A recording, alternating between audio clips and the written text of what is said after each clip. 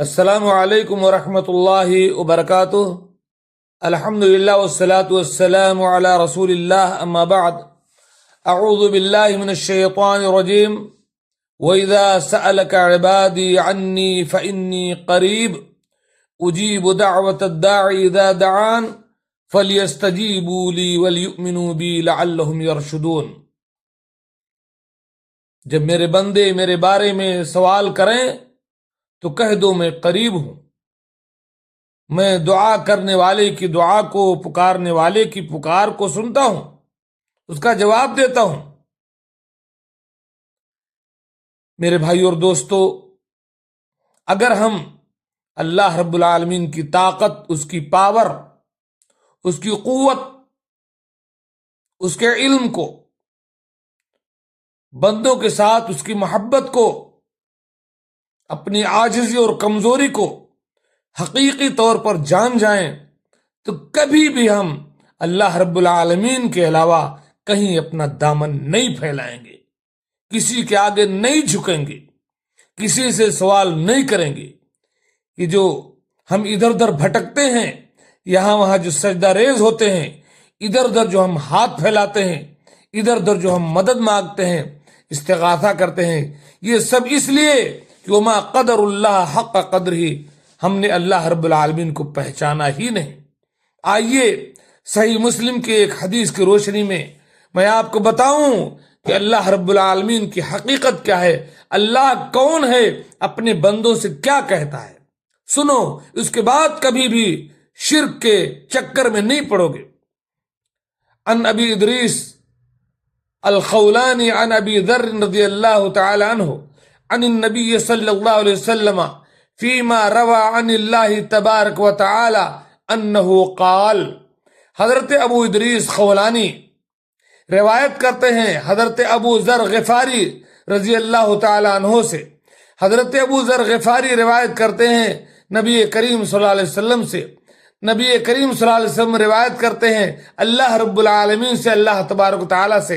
یہ حدیث قدسی ہے کہ اللہ رب العالمین فرماتا ہے، سنو، کان کھول کر سنو، یا عبادی انی حرمت الظلم علی نفسی وجعلتہ بینکم محرما فلا تظالموا۔ اے میرے بندو، میں نے ظلم کو اپنے آپ پر حرام قرار دیا ہے، اور اس ظلم کو تمہارے درمیان بھی حرام قرار دیا ہے۔ فلا تظالموا، تو تم آپس میں ایک دوسرے پر ظلم نہیں کرنا۔ یا عبادی کلکم ضال الا من ہدیتہ فاستہدونی اہدکم۔ اے میرے بندو، تم سب کے سب راستہ بھٹکے ہوئے ہو، سوائے اس کے جس کو میں راستے پر لگا دوں۔ آؤ مجھ سے ہدایت مانگو، راستہ مجھ سے مانگو، میں تمہیں ہدایت دوں گا، راستہ میں تمہیں دکھاؤں گا۔ تبھی تو ہم کہتے ہیں سورہ فاتحہ میں، اہدنا الصراط المستقیم، اے اللہ میں سیدھا راستہ دکھا دے۔ یا عبادی کلکم جائع الا من اطعمتہ فاستطعمونی اطعمکم۔ اے میرے بندو، تم سب کے سب بھوکے ہو، سوائے اس کے جس کو میں کھانا کھلا دوں، تو تم مجھ سے کھانا مانگو، میں تمہیں کھانا کھلاؤں گا۔ وہ اللہ جو چرند پرند، کیڑے مکوڑے، کسی کو بھوکا نہیں رکھتا ہے۔ وما من دابۃ الا علی اللہ رزقها، جتنے لوگ اس روئے زمین پر ہیں، اللہ پر سب کا رزق اس کے ذمے ہے، سب کو کھلاتا ہے، تم کو کیوں نہیں کھلائے گا۔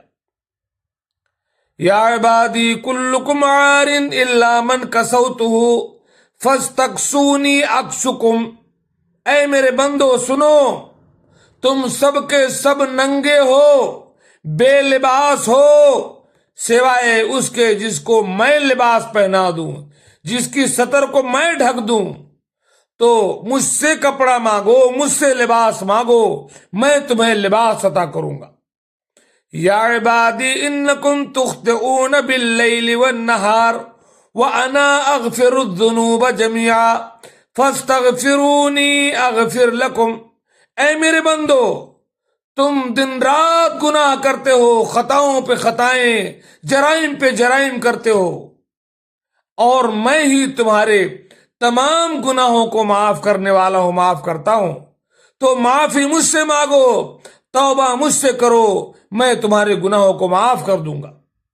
یا عبادی لن تبلغوا ضری فتضرونی ولن تبلغوا نفعی فتنفعونی، اے میرے بندو سنو، تم ذرہ برابر مجھے نہ تو نقصان پہنچا سکتے ہو، نہ ہی تم ذرہ برابر مجھے کوئی فائدہ دے سکتے ہو۔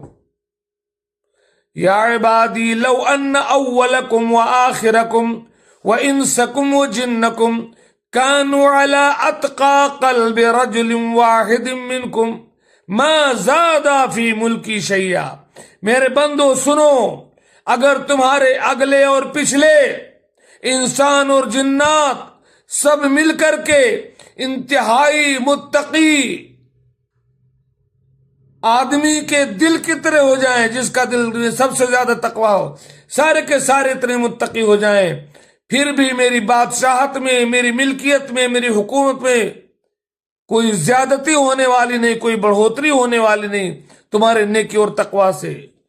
یا عبادی لو ان اولکم وآخرکم وانسکم وجنکم كانوا على افجر قلب رجل واحد ما نقص ذلك من ملکی شیئا، اس کے برخلاف اے میرے بندو سنو، اگر تمہارے اگلے اور پچھلے اور انسان اور جنات سب مل کر کے اس آدمی کی طرح ہو جائے جو انتہائی بدترین دل والا ہے، انتہائی فاسق و فاجر ہے، ایسے سارے کے سارے لوگ ہو جائیں، تو اس سے میری سلطنت میں، میری حکومت میں کوئی کمی نہیں آئے گی، میری عزت میں کوئی فرق نہیں پڑنے والا ہے۔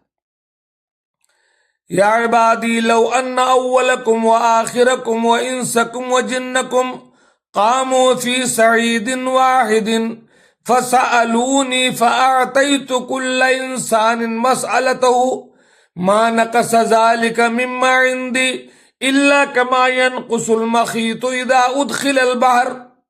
سنو اے میرے بندو، اگر تمہارے اگلے اور پچھلے اور انسان اور جنات سب مل کر کے آؤ، ایک میدان میں کھڑے ہو جاؤ اور سب مانگو، جس کو جو مانگنا ہے سب مانگو، اور ہر انسان کو میں اس کا مانگا ہوا دے دوں، تو میری سلطنت میں، میرے خزانے سے کچھ بھی کم نہیں ہوگا، مگر اتنا جتنا سوئی کو سمندر میں ڈال دو تو سوئی کا ناکا کتنا سمندر کا پانی کم کر پائے گا، اتنا بھی نہیں۔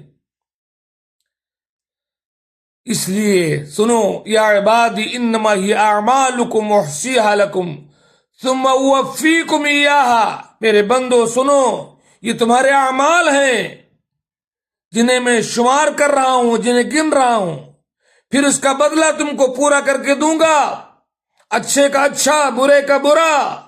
فمن وجد خیرن، جب قیامت کے دن تم اپنے اعمال کو اچھا پاؤ، فلیحمد اللہ، تو اللہ کا شکر ادا کرو، تم نے اچھا کیا تو ہم نے اچھا دیا۔